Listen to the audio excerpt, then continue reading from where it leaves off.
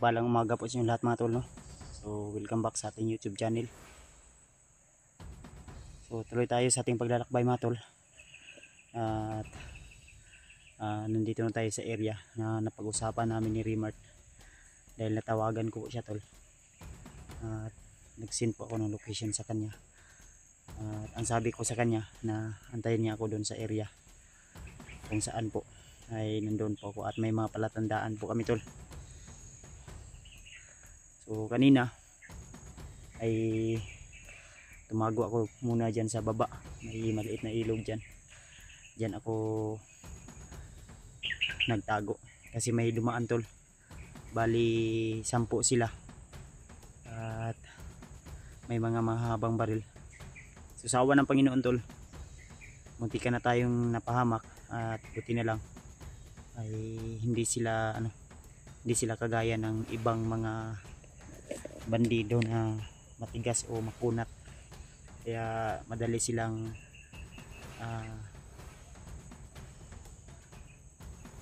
natatamaan ng mga orasyon natin. Hindi sila basta-basta agad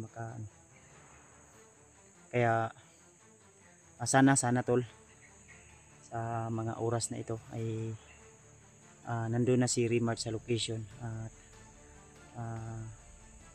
hindi tayo mahuli, no? Baka ano pang yung mangyari sa kanya. Dahil ang sabi ko ay hintayin niya ako kahit mga 1 oras o 2 oras. Kung hindi ako darating ay proceed ka na, lipat ka na ng ibang location din. Mag-send ka ulit ng location. Kaya bago ako nag-start ng aking video ay tiningnan ko muna yung message at wala namang message ni Remart. So di natin alam, baka nandun na siya sa area na napag-usapan namin na may palatandaan kami. At hindi ko lang sasabihin tol sa video, basta mag-ingat lang po siya. At may narinig po ako mga putok kanina tol. Hindi ako sure kung si Remart yun o ibang kasamahan natin. May dumaan na naman. May tumunog na radyo.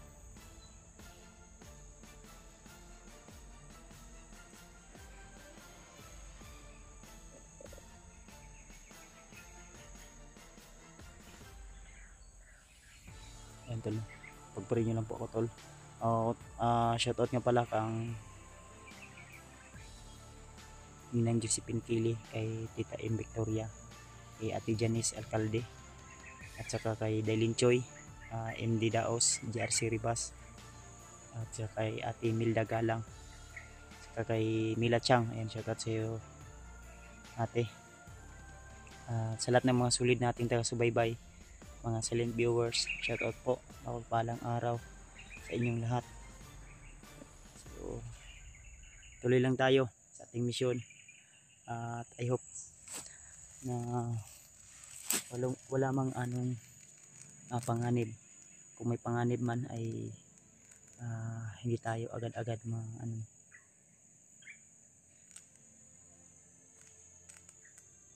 malulupig. Kaya tuloy tayo tol. Share niyo po ang video na ito tol sa iba nating kasamahan, kasi para alam nila kung ano yung sitwasyon natin ngayon at ano po yung kalagayan natin ngayon. So maraming nagsasabi din sa atin tol, no, na si Commander Kilaw ngayon daw ay bihag. So gusto ko man tumulong tol sa pagrescue, pero ang problema ay nandito pa tayo sa area. Malay natin masalubong natin dito yung mga kumuha kang ilaw o yung commander na sinasabi nila na si Commander Jipot. In kaso man na masalubong natin dito sila sa area, why not na hindi natin tulungan, kasi ang mission natin ay isa lang po, no? Tulungan yung mga nangailangan. At sino, mabata man matanda na bihag nila, ay tutulong tayo tol. At hindi natin pabayaan na lumaganap yung kasamaan nila dito sa atin, lalo na dito sa bundok, kasi kailangan natin maging alerto sa anumang panganib mga tol. Kaya kahit wala tayong maayos na kain, wala tayong maayos na tulog, tuloy pa rin ako tol. Dahil may nagsasalita talaga.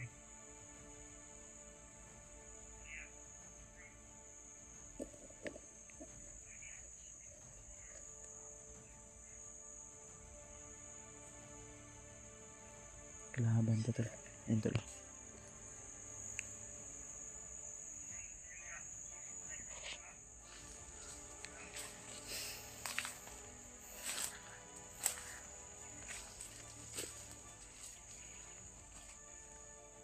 Laban to, malayo.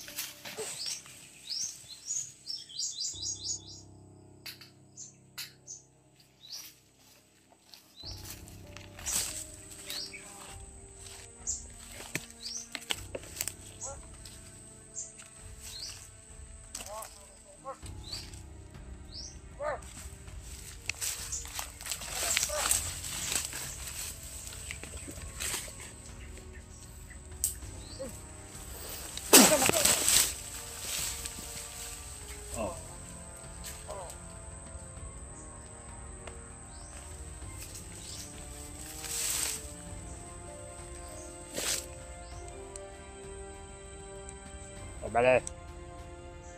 Mana? Jangan, masuk dia.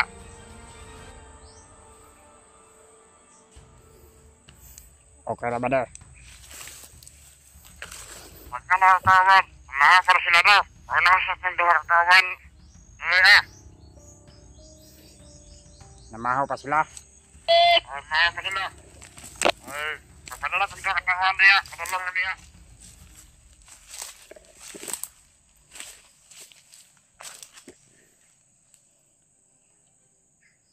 Sige ba deh? Masih bang, baik kita, kawan. Masih terus. Oke.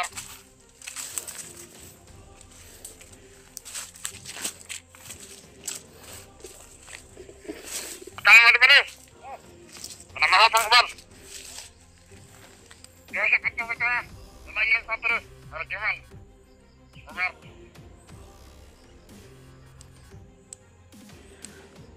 Urusnya kontra beda.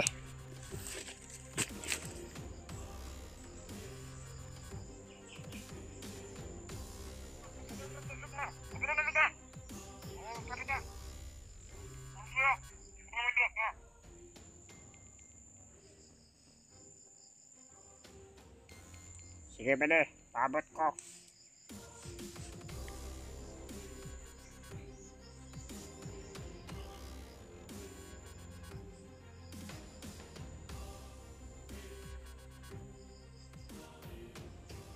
Bede.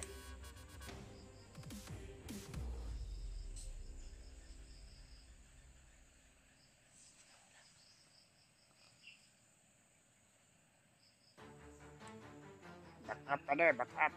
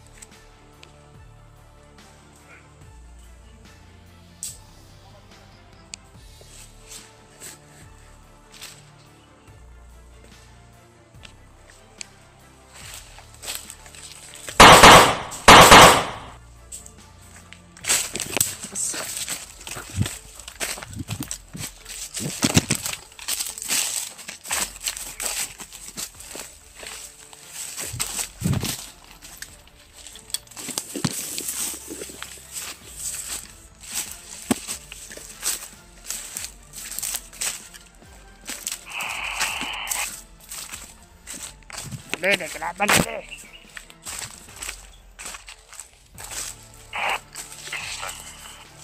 Pada di kelaban.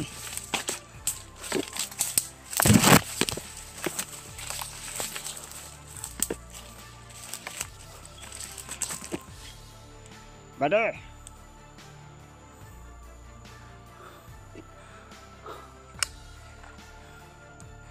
Bade.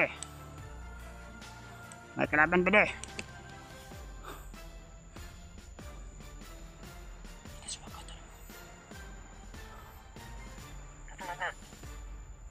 May kalaban. Lager siguro to.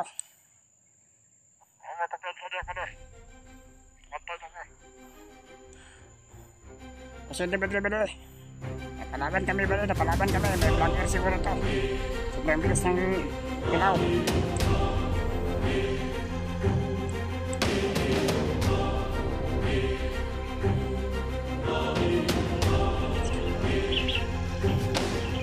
Inapol ko bade, inapol.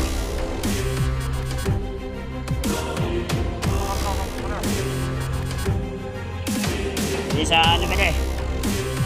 Malapit sa ilog.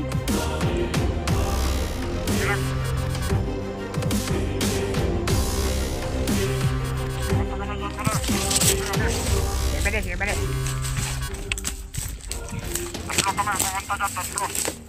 Sige bade.